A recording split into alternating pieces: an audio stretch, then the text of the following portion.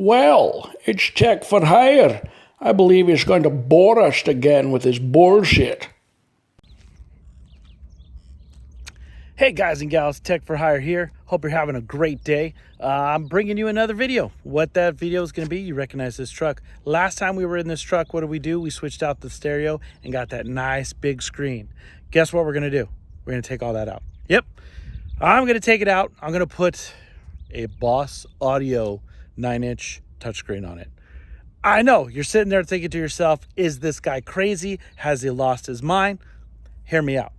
The issues with that big screen is there's a couple of things.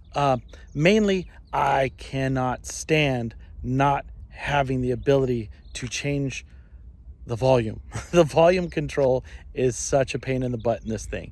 Also, these glasses are polarized. When you are staring at the screen, if you're staring straight ahead and you're driving and you look down to look at the stereo, guess what happens? It's black. You can't see it. So I have to do one of these, look over and actually see it. So it's a big pain in the ass, or pain in the butt. Sorry. I'll try to keep it PG. So I bought this Boss Audio 9-inch touchscreen that's actually detachable. I had bought that for the Sheldon project, and every time you shift into third gear, I punched the mute button and turned it off. So I'm sitting there saying to myself, I'm like, this is actually a really cool stereo. It has Android Auto, Apple CarPlay, native built into it, works great, but it has that issue in the car. So there's a couple other issues with it. With the truck, I think it's going to work out really well. I'll put the stock stuff back in it as far as the surround, because this aftermarket one came with the whole new surround. The color never matched, and that's one of the things that always bugged me about it.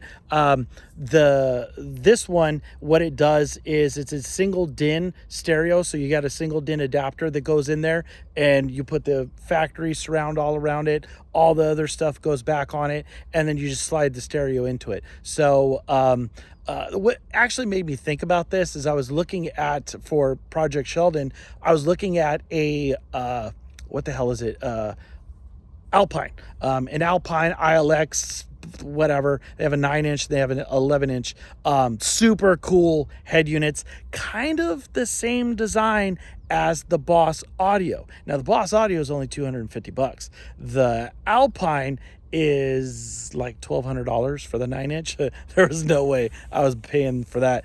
That's like a third of the cost of the car for Project Sheldon. I was like, that's not going to happen. So I got this one, and like I said, this one works pretty good. But I think it'll be good.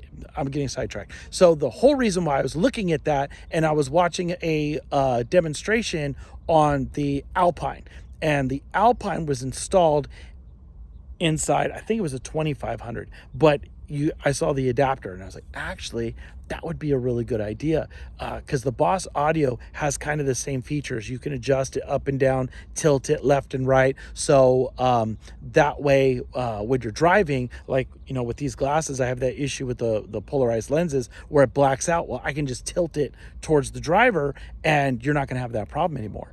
And nobody else really needs to look at the stereo except the driver. So you can tilt it right towards the driver, and who cares what everybody else sees? So I think that's going to be really cool. I think that's going to make this a lot better, a lot more user-friendly, because the whole reason for this switch is my niece is going to be driving this car, and she's a fairly new driver, and you should really be focusing on the road when you're driving, not really mucking around with the stereo. And unfortunately, with the stereo that's in here, you kind of need to pay attention. You have to click on stuff, and it doesn't have the native Android or Apple CarPlay connectivity, so you have to use a third-party app to connect to it. And like this phone, it's a iPhone 15 Pro Max. Say that 3 times fast. But that doesn't work half the time. You plug it in and it doesn't recognize the phone. So with the Boss Audio, you click it, it works perfectly fine. What we'll go ahead and do now is I'm gonna pull out the current stereo that's in there. We're gonna get all the stuff set up, do the swap over with the stock stuff, and get the adapter in there, do the wiring, and then we're gonna plug it in and you guys can see what it's gonna look like afterwards. So I'll do a little montage here of me going through the process. Maybe I'll talk a little bit, maybe I won't, I don't know. I don't know if you guys wanna hear me speak or not, but let's get to it.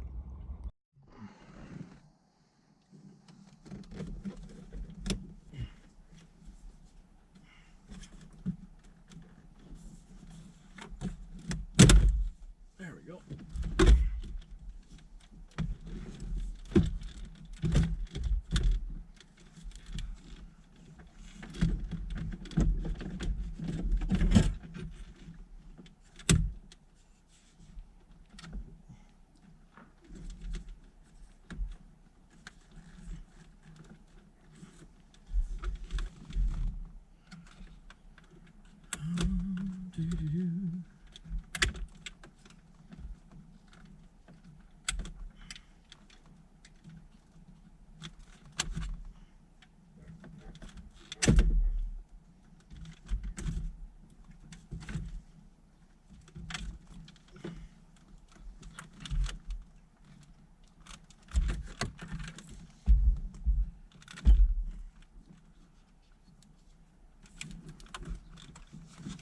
And that's it, all done. Now I gotta take this piece, this piece, this piece, this piece, this piece, and put it on the old one.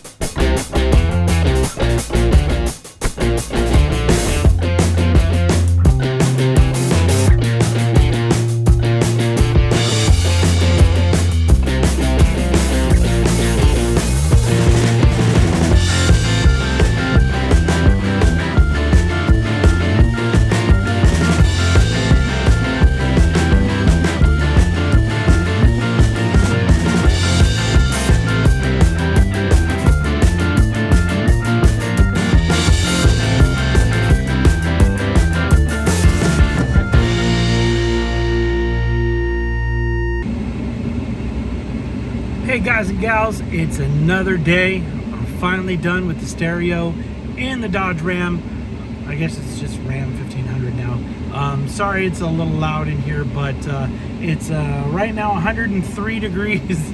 So yeah, I've got the AC clicked on. So let me show you what I had to do. So this is what it looks like after you install it. So obviously it's like, where's the touch screen? It attaches, I'll show you in just a second. But the issue that I ran into last night is this little piece here. It's supposed to be like a nice little tray that sits underneath the stereo.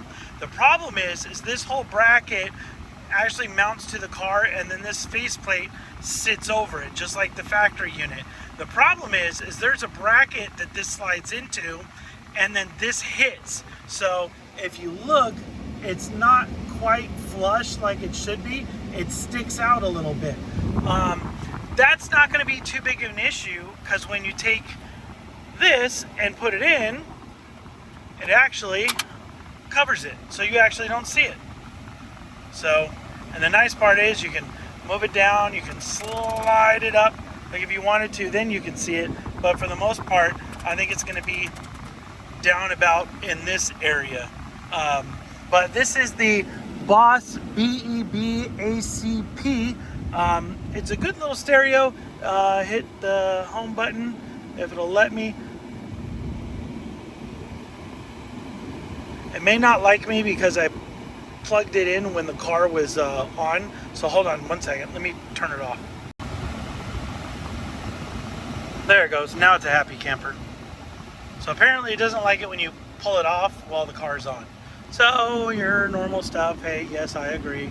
And then this is the display. The nice part is with my glasses, when I'm sitting over here, I can look over and I can see it perfectly. Only issue I found with this is it is super bright at night. So I've actually dimmed it almost all the way down. But if we go into the settings and display, you can see brightness is all the way down. But turn it up.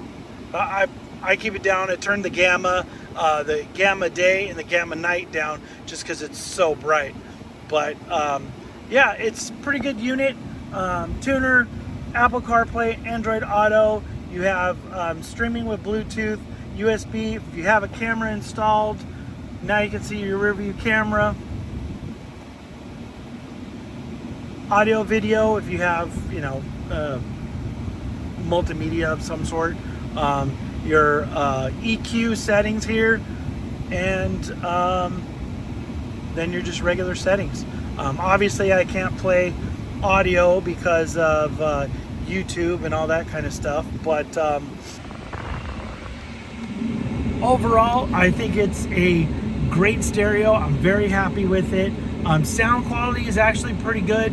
When I had it in the Project Cooper, it did not sound good because it had to bridge the front and rear connections. Actually, no, I didn't have to do that with this one. This one actually sounded really good in that car as well. The only difference was this had I think a 2-volt pre-out, and it was a single mono sub out, so I couldn't get as much power to the subwoofer as I wanted. But other than that, I'm extremely happy with this install. It looks pretty good. Until next time, you know, like, subscribe, check out my other videos. If you have any questions, comments, concerns, you know what to do.